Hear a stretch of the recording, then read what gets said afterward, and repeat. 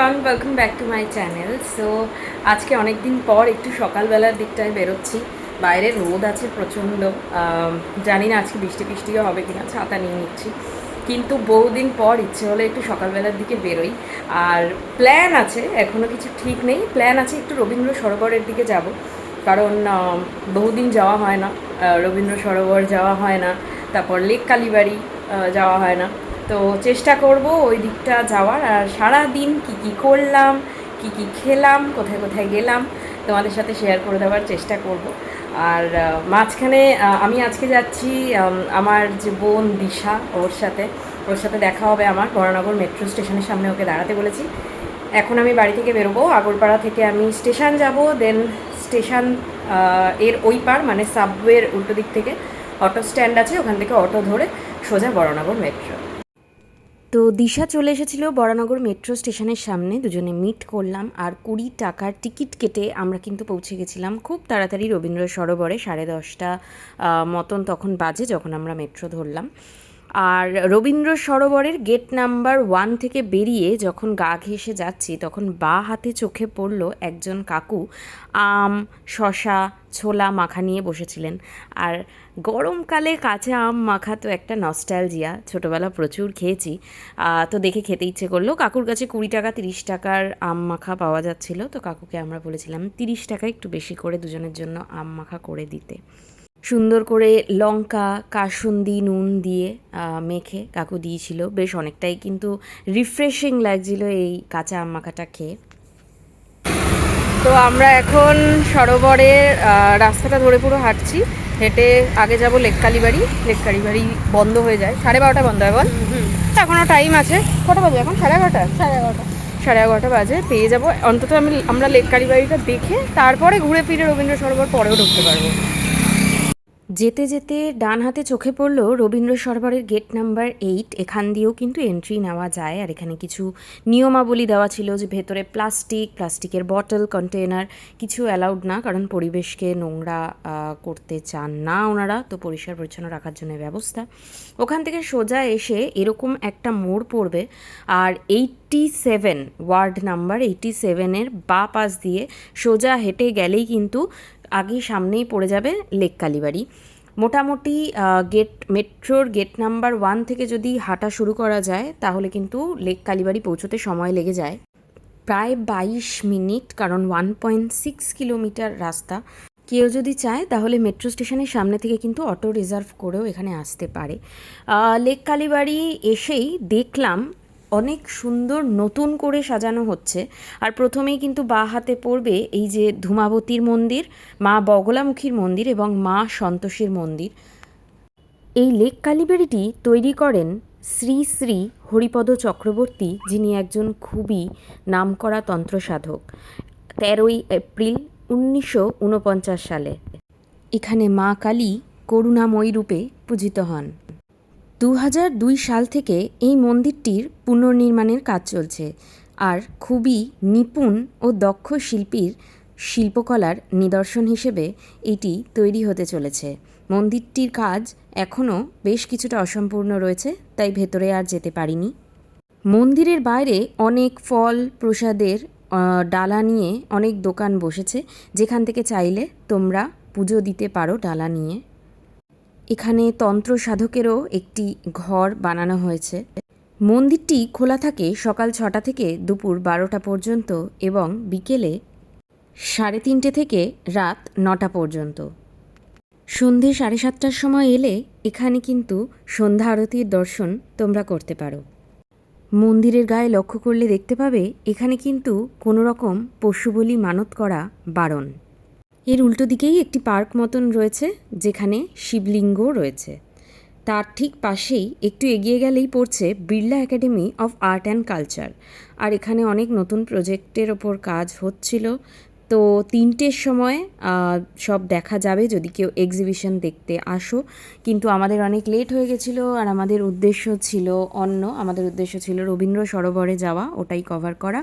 তো সেই জন্য ঠিক বিড়লা একাডেমির বাঁ হাতে এই যে গলি মতন দেখছো, এখানেই কিন্তু প্রবেশ করলে দেখতে পাবে চারিদিকে গার্ডেন মতন বানানো, আর এত সুন্দর করে পরিচর্যা করা হয়েছে। প্রত্যেকটি গাছ মালির দ্বারা এত সুন্দর করে পরিচর্যা করা হয়। এবং তার বাঁ দিকে তাকালেই দেখতে পাবে লেক কালীবাড়ির যে নতুন মন্দিরটি নির্মাণ হচ্ছে সেই দৃশ্যটি। এখানে কিন্তু রাধা মাধবের একটি সুন্দর মূর্তি রয়েছে। লেক কালীবাড়ি থেকে বেরিয়ে আমরা সোজা চলে গেছিলাম একটু লেক মল, কারণ প্রচণ্ড গরমও ছিল। ভাবলাম যে গিয়ে একটু রিল্যাক্স করি, প্লাস একটুখানি খাওয়া দাওয়া করি, কারণ সকালবেলা তাড়াতাড়ি বেরিয়েছিলাম, তো সেরকম কিছু খেয়ে বেরোনো হয়নি। তো লেক মল পৌঁছোতে লেক কালীবাড়ি থেকে হেঁটে সময় লাগে প্রায় ওই 13 মিনিট মতন, কারণ এটা 900 মিটার ডিস্টেন্সে রয়েছে। ফুড কোর্টে বসে আমরা বার্গার কিং থেকে অর্ডার করে নিয়েছিলাম একটা কম্বো, চিকেন বার্গারের কম্বো, প্লাস তার সাথে কিন্তু নিয়েছিলাম পেরি পেরি ফ্রাইজ, আর সাথে ছিল একটা মিডিয়াম কোক। এই টোটাল ফুড কম্বোটার প্রাইস কিন্তু আমাদের পড়েছে 250 রুপিস। তো এখানে ব্যাগের মধ্যে ফ্রাইসগুলোকে ঢেলে পেরি পেরি মশালা মিক্স করে দেন খেতে হয়, আর এরকম দেখতে হয়েছিল, but it was really very tasty. এবার ওখান থেকে বেরিয়ে আমাদের আসার পালা ছিল রবীন্দ্র সরোবর। তো রবীন্দ্র সরোবরে গেট নাম্বার 6-এর ঠিক উল্টো দিকে রয়েছে এই একটা ক্যাফে, মোকটু ম্যাজিক ক্যাফে। আর সত্যিই ক্যাফেটার আমি যা মেনু দেখলাম তোমাদের সাথে শেয়ার করার চেষ্টা করলাম, খুব অ্যাফোর্ডেবল প্রাইসেই পেয়েছি। আমরা এই কম্বোটা অর্ডার করে নিয়েছিলাম, 200 টাকা পার হেড মতন চার্জ পড়েছিল, আর একটা মকটেল অর্ডার করেছিলাম। আমার পার্সোনালি ক্যাফেটা খুব কনজেস্টেড আর সাফোকেটেড রেখেছে, বাট হ্যাঁ অ্যাফোর্ডেবল প্রাইসে যদি কেউ ক্যাফেতে যেতে চাও তো definitely it's গনা be a good try. তো আমরা 6 নম্বর গেট দিয়ে প্রবেশ করে এই ম্যাপ ধরে হাঁটা শুরু করেছিলাম ডান দিক দিয়ে, কারণ আমাদের ইচ্ছে ছিল সবার প্রথমেই সেই জায়গাটাতে যাওয়ার যেখানে অনেক পদ্ম ফুটে থাকে লেকের মধ্যে। প্লাস সকাল থেকে হেঁটেছি আর এত হাঁপিয়ে গেছিলাম, তো ভাবলাম যে বসে গাছগাছালির মাঝখানে একটু রেস্ট নিয়ে নেব। কানা হয়ে গেছি, ভীষণ রোদ, সানগ্লাস পর। তো এখন আমরা রবীন্দ্র সরোবরে ঢুকেই গেছি, ঢুকে হাঁটছি। আমরা কোন গেট দিয়ে ঢুকলাম? 6 নম্বর। 6 নম্বর গেট দিয়ে হাঁটছি, 6 নম্বর হয়ে 1 নম্বরের দিকে যাব, কারণ ওদিকে দুর্গা মিউজিয়ামটা আছে, ওটা দেখবো। ওটা দেখার অনেক দিনের ইচ্ছা আমাদের, বল কতদিন ধরে ইচ্ছা, ওটা দেখা হয়নি, ওটা দেখবো। অ্যান্ড দেন লিলি পন্ডে বোধ হয় এখন পদ্ম পাবো না, বাট যাই হোক দেখবো। আসলে রবীন্দ্র সরোবর এত বড় জায়গা যে ঘুরে শেষ করা তো ইম্পসিবল একদিনে, আর আমাদেরও মানে পেট অবস্থা খুব খারাপ। এত খাওয়া দাওয়া করেছি, মানে জোর করে লিটারেলি লাস্টে খেতে হয়েছে, প্লাস একটু ফেলতেও হয়েছে। অনেস্টলি খাবার ফেলা ভালো না, আমরা কখনো ফেলিও না, কোনো দিনই এরকম অবস্থা হয়নি, বাট এতটা মানে পরিমাণে বেশি ছিল যে কি পাগলা, এতটা পরিমাণে বেশি ছিল যে আমরা শেষ করতে পারিনি, তো একটুখানি খেলতে হয়েছে। বাট এবার হাঁটছি, বেশ ভালোই লাগছে, মাঝে সাঝে ছায়া, মাঝে সাঝে রোদ। এখানে এত সুন্দর গাছগাছালি, সব সায়েন্টিফিক নেম ফেম দেওয়া, মানে কেউ বোটানিক্যাল গার্ডেন যেতে না চাইলে রবীন্দ্র সরোবর চলে আসতে পারে। তবে মানে এখন তো সব ঠিক আছে। এখন কটা বাজে? 3টে 3:30 বোধ হয় বাজে, নাকি 4টে বাজে মেবি।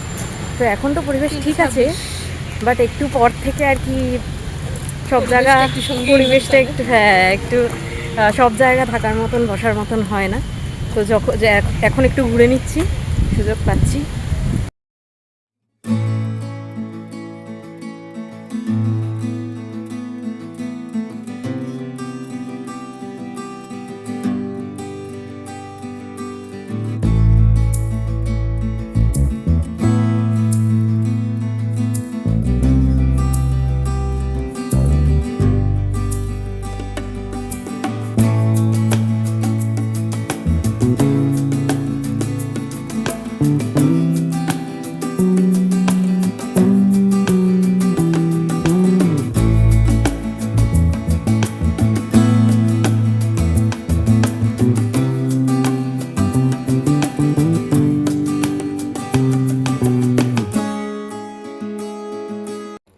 সোজা বাদিক ধরে হাঁটতে হাঁটতে গেলে চোখে পড়বে একটা আইল্যান্ড মতন, আর ওই ঠিক উল্টো দিকে রয়েছে পারাপার হওয়ার ব্রিজ, যেখান দিয়ে প্রচুর গাড়ি যাতায়াত করে। আর অনেকগুলো এখানে ক্রিকেট গ্রাউন্ড কিন্তু রয়েছে, যেখানে বাচ্চাদের বিকেল সন্ধে করে ক্রিকেট প্র্যাকটিস করানো হয়।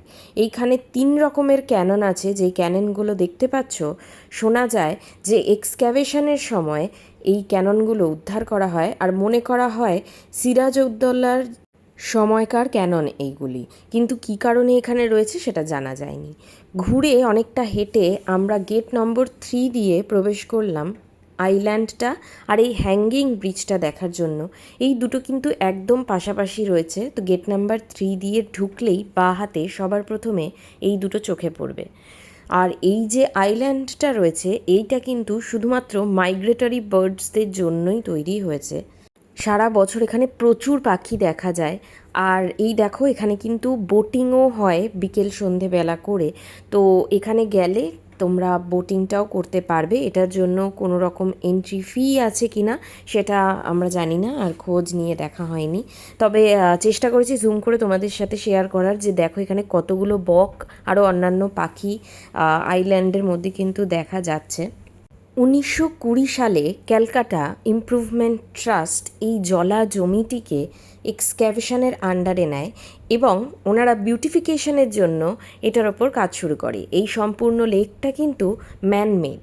190 একর জমির ওপর অবস্থিত এই লেকটির পূর্ব নাম ছিল ঢাকুরিয়া লেক। পরবর্তীকালে রবীন্দ্রনাথ ঠাকুরের নামানুসারে এই লেকের নাম দেওয়া হয় রবীন্দ্র সরোবর লেক। এখন আমরা হেঁটে হেঁটে যাচ্ছি দুর্গা ফিরে এলো যে মিউজিয়ামটা আছে ওই রাস্তাটাতে। আর বেশি হাঁটতে পারছি না, মানে আজকে প্রচণ্ড হাঁটা হয়ে গেছে। আমরা দুজন ভীষণ বাজেভাবে টায়ার্ড, জীবন বেরিয়ে যাচ্ছে আমাদের। তো এখন দুর্গা ফিরে এলো, মিউজিয়ামে যাব। মিউজিয়াম থেকে সোজা গেট নাম্বার 1। তবে বিকেলের পরিবেশ এখানে একদম ভালো না, মানে 4টের পর থেকে এত বাজে পরিবেশ। এই জিনিসগুলোকে জানি না রেস্ট্রিক্ট করা উচিত, একটু গার্ড করা হওয়া উচিত বলেই মনে হচ্ছে আমার। বাট জায়গাটা খুব সুন্দর ইটসেলফ। রবীন্দ্র সরোবরের গেট নাম্বার 2 দিয়ে প্রবেশ করলে কিন্তু এই দুর্গা মিউজিয়ামটি তোমাদের চোখে পড়বে। এই মিউজিয়ামটির নাম দুর্গা ফিরে এলো। 2012 সালে এই অ্যাবান্ডন্ট জায়গাটাকে কিন্তু মিউজিয়ামে রূপান্তরিত করা হয়। আর দেখো কত সুন্দরভাবে এই বর্ডার জুড়ে, রেলিং জুড়ে পুরো টেরাকোটার কাজ রয়েছে, খুব সূক্ষ্ম সূক্ষ্ম ছোট ছোট টেরাকোটার কাজ। আর চারিদিকে সব দেব দেবী, পশু পাখি সব কিছুর মোটিভ কিন্তু অঙ্কিত রয়েছে। আর খুব এই যে সামনের দিকে খুব সুন্দর দুটো এই যে দুদিকে প্রদীপ মতন বানানো রয়েছে মোটিভ, বা ডান দিকের প্রদীপটা মেনটেনেন্সের অভাবে ওটা ভেঙে পড়ে গেছে। তো এটাই কিন্তু এন্ট্রি, একদম ঢোকার রাস্তা যেটা দেখতে পাচ্ছ সামনে, ওটা দিয়ে এন্ট্রি নিয়েই কিন্তু দুর্গা ফিরে এলোর আসল মিউজিয়ামটায় তোমরা ঢুকতে পারবে। এখানে কোনো এন্ট্রি ফি লাগে না।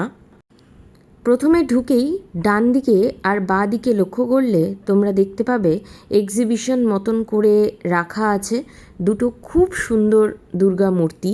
প্রথম যে মূর্তিটা রয়েছে সেটা হিন্দুস্থান ক্লাবের মূর্তি 2021 সালের পুজোয়, মানে লিটারেলি কলকাতার দুর্গা পুজো, যেটা বাঙালিদের কাছে একটা অনেক বড় নস্টালজিয়া বলা যেতে পারে, যে সেইটাকেই কিন্তু সুন্দরভাবে সংগ্রহ করে রেখেছে এই জায়গাটি। রবীন্দ্র সরোবরের ভেতরে একটা ইমোশন, খুব সুন্দর সুন্দর বাছাই করা যে মূর্তিগুলো সেগুলোই কিন্তু এখানে রয়েছে। আর বাঁ হাতে রয়েছে চেতলা অগ্রণী ক্লাবের দুর্গা মূর্তি, যা 2017 সালের পুজোতে করা হয়েছিল। একদম ভেতরে ঢুকতে গেলেই ডান হাতে আর বাঁ হাতে এইরকম দুটো বড় পিলার মতন চোখে পড়বে, আর ওপরে এরকম একটা চোঙার মতন স্ট্রাকচার। এই পিলারগুলোর গায়েও কিন্তু দেখো কত সুন্দর সুন্দর ছোট ছোট টেরাকোটার মূর্তি খোদাই করা রয়েছে, মানে সত্যি ভীষণ সুন্দর করে ফুটিয়ে তোলা হয়েছে। যিনি এই কাজটি করেছেন তিনি খুব দক্ষ একজন অভিজ্ঞ শিল্পী। আর পুরো মিউজিয়ামের বাইরের দেয়ালটা জুড়ে, মানে ডান দিকটা জুড়ে এই রকম রয়েছে রথের মতন, এখানে ঘোড়া রয়েছে, দুটো টেরাকোটার ঘোড়া। আর পুরো বডিতে কিন্তু শিব, ব্রহ্মা, বিষ্ণু, রাধা কৃষ্ণ আর কালী, প্রত্যেকটি মূর্তি খুব সুন্দর করে খোদাই করে তৈরি করা হয়েছে। ওপর দিকে লক্ষ্য করলেও কিন্তু তোমরা দেখতে পাবে এখানে বজরংবলী, রাম, সীতা, শিব ঠাকুরের 2-3টি রূপ, সব কিছু সুন্দর করে ফুটিয়ে তোলা হয়েছে। মিউজিয়ামের ভেতর দিকে ঢুকেই প্রথমেই বাঁ হাতে চোখে পড়ল আলিপুর 78 পল্লীর 2019-এর প্রতিমা যা শিল্পী অভিজিৎ ঘটকের বানানো। তার ঠিক পাশেই রয়েছে আলিপুর ৭৮ পল্লীর একটি দুর্গা প্রতিমা, যেটিতে কোনো রকম কিছু শাল বা শিল্পীর নাম দেওয়া নেই, কিন্তু এটি কিন্তু লোহা দিয়ে তৈরি। আর তার ঠিক পাশেই রয়েছে জিতেন্দ্র স্মৃতিসংঘর ২০২২-এর ঠাকুরটি। প্রতিমা শিল্পী স্বপন সরকার এটি নির্মাণ করেন। আর ভীষণ সুন্দর সাবেকি কাজ, সাদা শাড়ি, লাল পাড়, পুরোপুরি মাটির একটি স্ট্রাকচার, যেটা দেখতে ভীষণ সুন্দর লাগছিল। ভবানীপুর ৭৫ পল্লী ২০১৭-র প্রতিমা, আর প্রতিমা শিল্পী শ্রী বিমান সাহার তৈরি করা প্রতিমা এটি। আর বলে রাখি যে এটি কিন্তু প্রত্যেক বছরই রিপ্লেস হয়। খুব সুন্দর সুন্দর যেখানে প্রতিমা তৈরি হয় সেগুলো দ্বারা রিপ্লেস করা হয়। তার ঠিক পাশের প্রতিমাটি রয়েছে বারিশা ক্লাবের প্রতিমা, যার মুখটি হয়তো সিলিকনের আর পুরো বডি একদম পুরনো দিনের যে মন্দিরের স্ট্রাকচার হয় সেই রকমভাবে তৈরি। এইটা খুব কালারফুল, আমার ভীষণ ভালো লেগেছিল এটা। ৭৪ পল্লী খিদিরপুর, প্রতিমা শিল্পী শ্রী নির্মল মল্লিকের দ্বারা এটি নির্মিত। আর সবথেকে বেশি দৃষ্টি আকর্ষণ আমার এটাই করেছিল, কারণ এই ঠাকুরটা আমি হয়তো দেখতে যাইনি, তো এখানে দেখে খুব সুন্দর লাগছিল। তার ঠিক পাশেই কিন্তু রয়েছে একটি কাঠের তৈরি প্রতিমা, এটি কিন্তু দৃষ্টি আকর্ষণ করার মতোই সুন্দর। গল্ফ গ্রিন শারদোৎসব কমিটি ২০২২-এর ঠাকুর, আর এটি প্রতিমা শিল্পী শ্রী স্বরূপ নন্দী মহাশয়। আর একদম সোজাসুজি সামনাসামনি দরজাটা দিয়ে ঢুকলেই চোখে পড়বে নপাড়া দাদাভাই সংঘর ২০২১ সালে যে প্রতিমাটি তৈরি হয়েছিল, সেই প্রতিমাটি ভীষণ সুন্দর। আর সবথেকে বড় ইমোশন এটা, কারণ একদম আমাদের বাড়ির কাছের পুজো। আর তার ঠিক পাশেই রয়েছে নভাড়া দাদাভাই সংঘেরই ২০২৩ সালে যে প্রতিমাটি খুব ভাইরাল হয়েছিল, সিলিকনের দুর্গা। দুটোই ভীষণ ভীষণ সুন্দর, সেই জন্যই হয়তো এখানে রয়েছে সাজানো। এরপরেই রয়েছে জানবাজার সম্মিলিত কালী পুজো সমিতির একটি প্রতিমা, সুন্দর করে নিয়ে যাচ্ছে কাঁধে করে। তার পাশে রয়েছে চেতলা অগ্রণী ২০২০ সালের একটি প্রতিমা, যা শিল্পী অনির্বাণ দাসের দ্বারা নির্মিত। তবে কিছু প্রতিমা এরকমও ছিল যেগুলোর কোনো নাম বা লোকেশান বা কত সালে তৈরি হয়েছে সেরকম কিছুই লেখা দেখতে পাইনি, কিন্তু এরকম সেম প্রতিমা দুদিকে দুটো ছিল। মাঝখানে ছিল আহিরিটোলা সার্বজনীন দুর্গোৎসবের ২০২৪ সালের যে প্রতিমাটি তৈরি হয়েছিল সেই প্রতিমাটি। এখানেও মায়ের মুখটা ভীষণ সুন্দর। আর জানিয়ে রাখি, এই দুর্গা মিউজিয়ামটিতে আসতে গেলে কিন্তু তোমাদের দুপুর ৩টের পর আসতে হবে, কারণ এটি খোলে দুপুর ৩টের সময় আর বন্ধ হয় সন্ধে ৭টার সময়। তো স্পেসিফিক্যালি কেউ যদি এই মিউজিয়ামটিতে আসতে চাও তাহলে অতি অবশ্যই ৩টের পরেই এসো আর ৭টার আগে এসো। তবে প্রত্যেক বছর পুজোর পর যদি যাও তাহলে কিন্তু সেম প্রতিমা নাও দেখতে পেতে পারো, এখানে চেঞ্জ হতে থাকে যেহেতু প্রতিমা প্রত্যেক বছর, তো নতুন প্রতিমাও তোমরা দেখতে পাবে। এখানেও কিন্তু আমরা একটা ক্যানন দেখতে পেয়েছিলাম। এবার গেট নাম্বার 1 দিয়ে আমরা বেরিয়ে গেছিলাম, কারণ জাপানিজ বৌদ্ধ মন্দির রয়েছে এখানে কলকাতাতে, একমাত্র জাপানিজ বৌদ্ধ মন্দির। এই মন্দিরটি খোলে ভোরবেলা ৫টা থেকে ৮টা আর সন্ধেবেলা ৫:৩০ থেকে ৭টা পর্যন্ত। আমরা ভেতরে ঢুকতে পারিনি, কারণ তখন মন্দিরটা খোলেনি, বন্ধ ছিল, আর আমাদের অনেক লেটও হয়ে গেছিলো, বাড়ি ফেরার তাড়া ছিল। মানে সিরিয়াসলি রবীন্দ্র সরোবর থেকে হেঁটে হেঁটে আমরা ঠাকুরিয়া ব্রিজ চলে এসেছি, মানিপাল, হে ভগবান, মানিপাল হসপিটালের দিকে। মানে কিছু বলার নেই, কিছু বলার নেই, আমরা জাস্ট পাগল হয়ে গেছি, পাগলের মতন হেঁটেছি, এত হেঁটেছি, পায়ের আওয়াজ, পা শূন্য হয়ে গেছে, আমাদের কিছু বুঝতে পায়ের নিচে আমরা কিছু ফিল করতে পারছি না, পায়ের নিচে এত ব্যথা করছে। ও বাবা! আর এখান থেকে এমনিও মেট্রো স্টেশন হেঁটে আরও 30 মিনিট, সেই জন্য বুঝতে পারছি না, ভাবছি ঠাকুরিয়া ব্রিজের সামনে থেকে বাস ফাস যা পাবো ও ধরে চলে যাবো। তো একটা অটো করে আমরা এসেছিলাম যাদবপুরের অটো স্ট্যান্ড, আর সেখান থেকে অটো ধরে এসেছি টালিগঞ্জ মেট্রো। তো ফাইনালি আমরা জানি না আমরা কোথায় পৌঁছেছি। মানে সিরিয়াসলি ঢাকুরিয়া থেকে আমাদের আবার যাদবপুর অটো স্ট্যান্ডে আসতে হলো মেট্রো, আবার আমাদের যাদবপুরে উঠে মানে লাস্ট স্ট্যান্ডে আসতে হলো Tollygunge metro. Could you believe this, আমরা আজকে কি করে ফেলেছি? মানে আমি সত্যিই জানি না আমরা কি করে এখানে এলাম।